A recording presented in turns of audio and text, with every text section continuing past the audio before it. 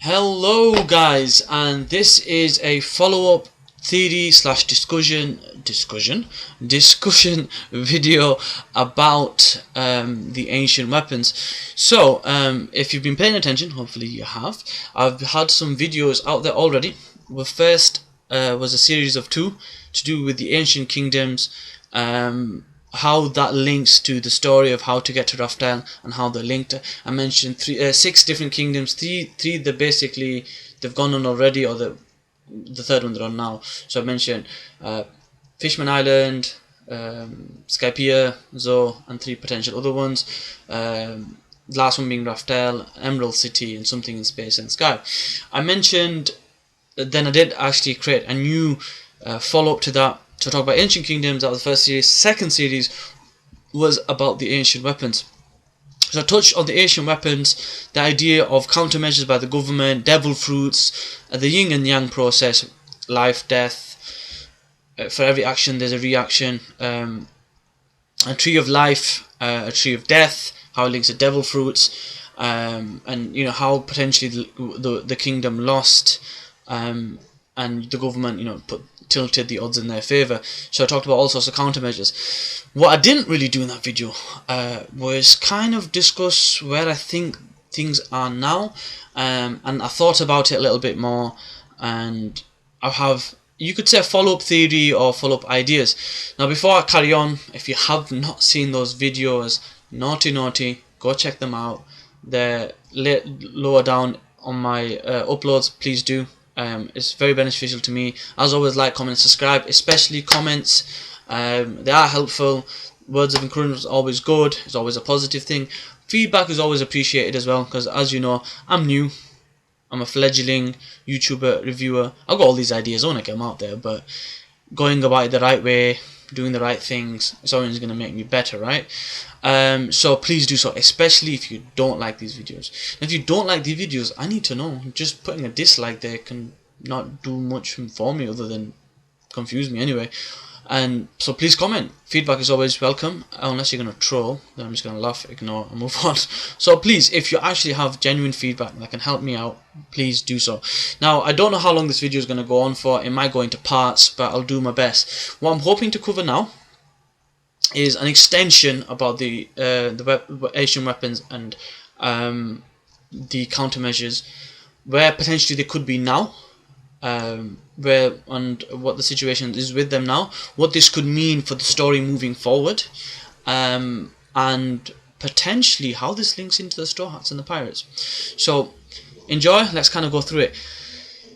So let's just start off and give you a review of what my initial ideas were with the ancient weapons. So the ancient weapons, I assumed them to be, and my idea was there are some type of deities or royal bloodlines that have caused special beings with special abilities to come through. So they're all natural, they're not based on a special fruit or anything like that, although it could be later on down the line, and they're based on ancient gods. I kept using the term king of and then god of, because it could be either or. It could be the literal gods or the kings of certain things that have been bestowed to them. For example, to go down the three ancient weapons, you've got Pluton, Poseidon, and Uranus.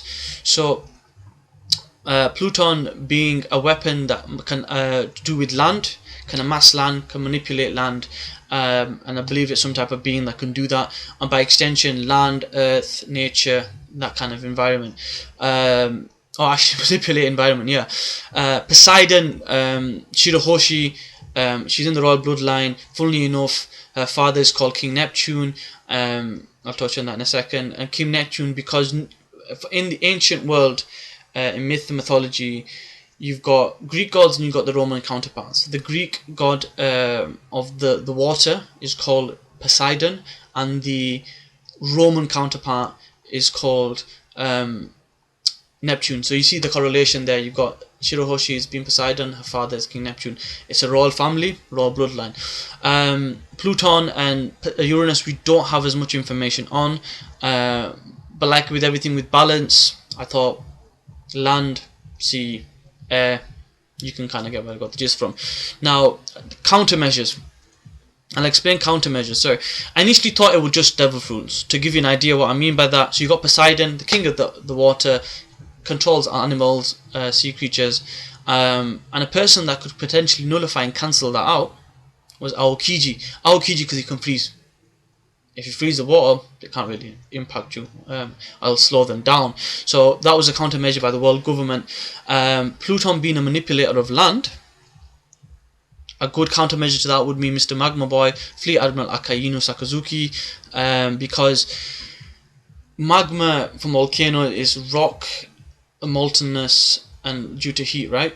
So manipulating land, the countermeasure would be turning to lava. You can manipulate lava, use it to an advantage. And the countermeasure for Uranus is a devil fruit, but from the world government's point of view, it doesn't really stack up. Because for me, Uranus is about the sky. If it's about light, Kizaru being light doesn't make sense. But when I talk about the next part, which is to do with other countermeasures, it'll make more sense. So, the only thing I don't really have information on is the Poseidon man-made countermeasure. I think the world government has it, purely because what way to control power than having power? You know, who's going to stop an organization with knowledge and power? And if you think about it, 2 against 1, if they still had Aokiji and some man-made weapon that can control water, manipulate water, 2 against 1 is always good, right? So I think potentially they've got that. In regards to Pluton, I think it's some type of cannon related to a ship. We've had designs on it. I'm assuming Frankie's got it on his memory banks, and basically I think, and there's a lot of theories out there that support this, the idea that potentially he's turning the Thousand Sunni into Pluton, basically.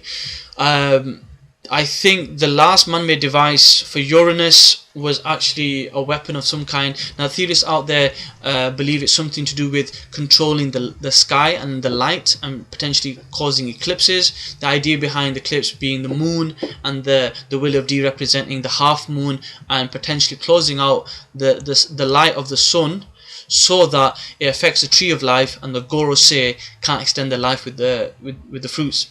The countermeasure for that would make sense now with Kizaru, because if he's light, he's artificial light goes to the tree still grows through. So that's where I think the countermeasure is. But I think there's another countermeasure out there that's a devil fruit that will be able to fight Uranus. So that's a little quick overview. I know I'm quite extending with this one, so there's a few things I want to kind of cover. I'm going to do that in the next part. So the way I'm looking to do this now is to have something that covers where all of these pieces of the puzzles are and what can this mean to the dynamic. There's obviously going to be discussion about who, Mr. Dragon himself and the revolutionaries, because him and his organization are a major part of the whole circle and the whole story. So I'm going to leave this here because it did extend quite a bit, and hopefully go through this in probably part 2 and part 3.